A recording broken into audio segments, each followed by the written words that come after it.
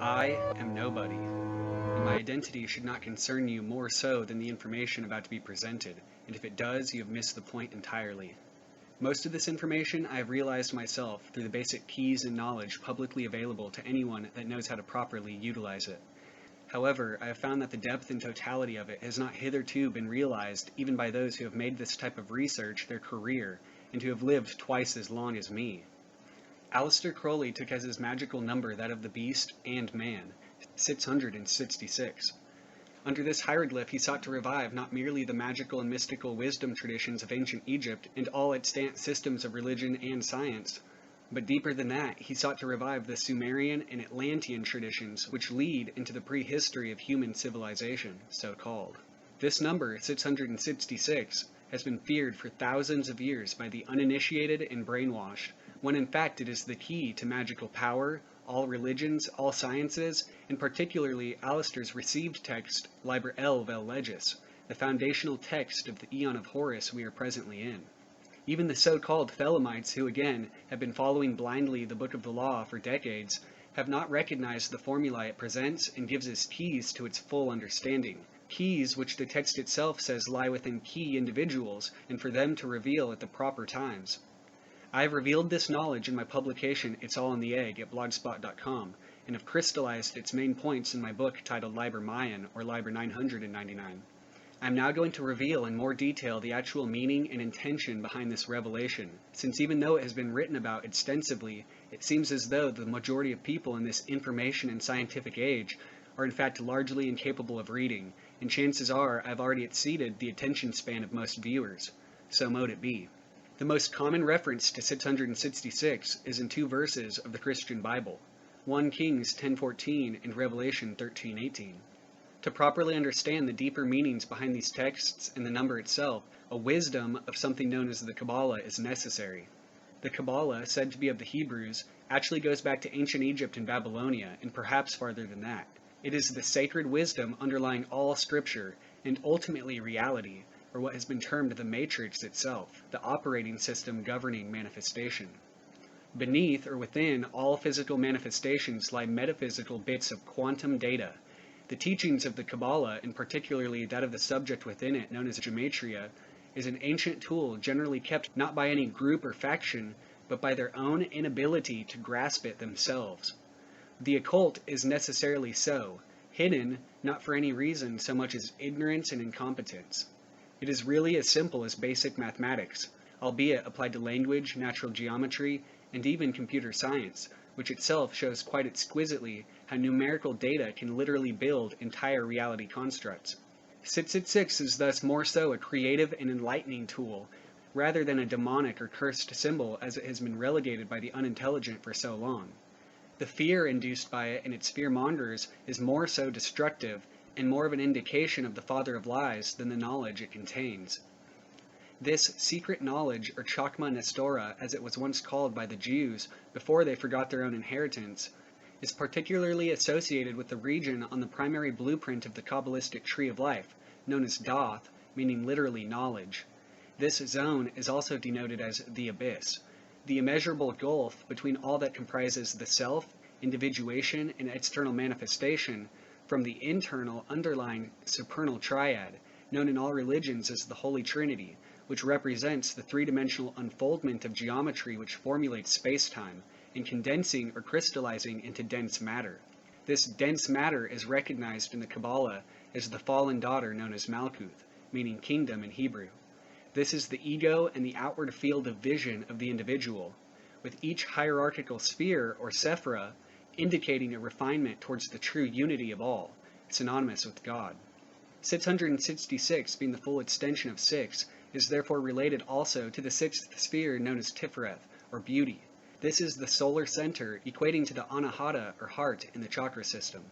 As Crowley says, the main goal in any magical work is to rise vertically towards this sphere, the heart, in order to gain liberation from the thraldom of the sorrow of physical incarnation, to the hidden light within, which is essentially the seat of the soul, or spirit itself, through which a union with Kether, or God, is attained. He even states in no uncertain terms that anything other than this tends to be black magic. The Jews, who claim to be the rightful heirs of the Chakma Nestora, have failed to preserve and integrate it with the modern knowledge, and even go so far as to claim it is incompatible with modern systems and languages, such as English. My main goal is to show that this is not so, and they would not know because they fail to utilize it. In the Hebrew tradition, the reparation or redemption of the fallen Malkuth, or the fall of man itself, known in the Christian tradition, is termed the Tikkun Olam, literally the repair of the world.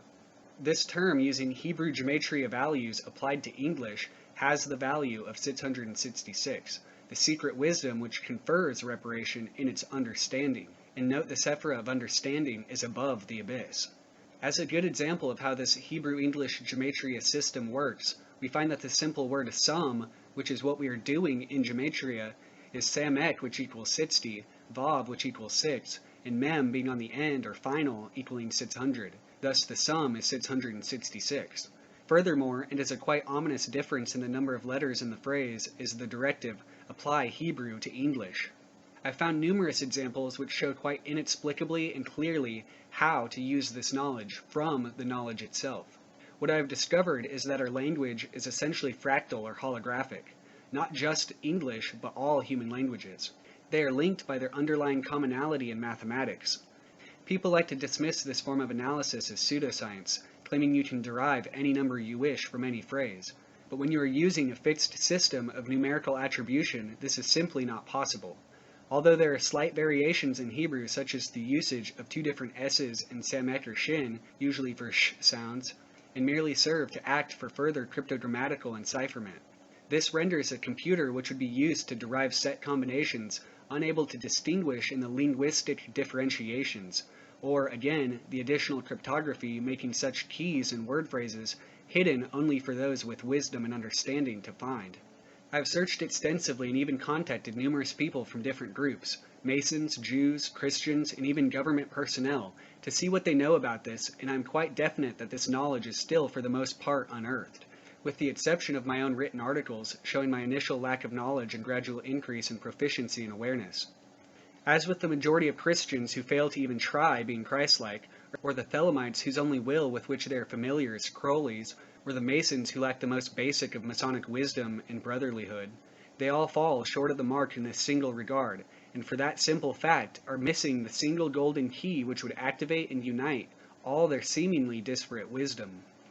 666 is indeed a number of the Freemasonry, which was originally involved with the geometric form of various natural creations, from which can be derived universal wisdom, but has lately fallen to a corrupted state which conceals rather than reveals, as with most churches, and even industrialized scientific endeavors which seek not the benefit of the fellow man, but the furtherance of control.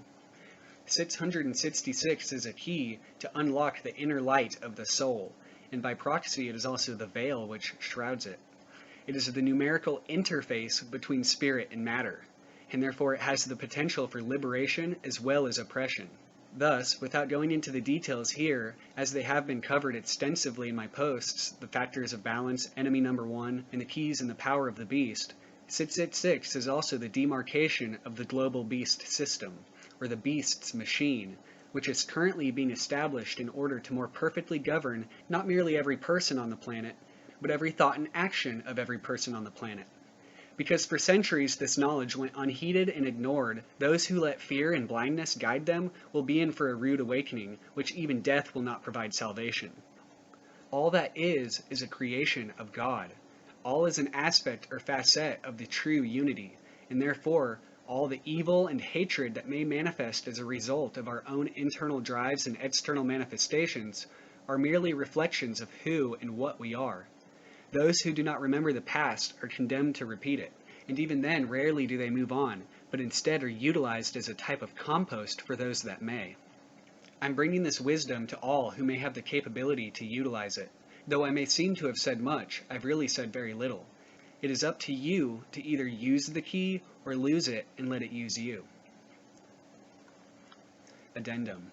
The number 616, which appears in Papyrus 115, a Greek translation of Revelation dating to the 3rd century AD, is but that, a poor translation.